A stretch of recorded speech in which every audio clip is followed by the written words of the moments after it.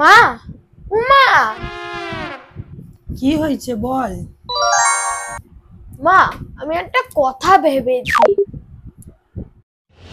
পড়ছিস না ভাবছিস? না আমি পড়তে পড়তে ভাবছিলাম।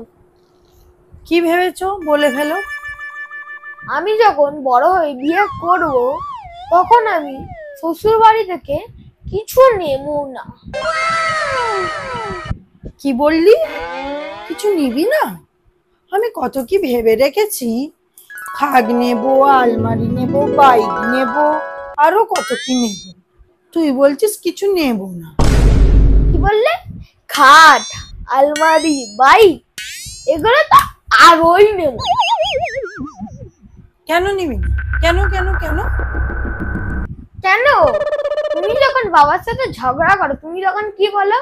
আমার বাবার বাইকে বসবে না, আমার বাবার খাটে শোবে না, আমার বাবার আলমারিতে কিছু রাখবে না। আর আমার বউ তো এসে কিছু তো বলতে পারবে না, বুঝলে? কি বললি তবে রে?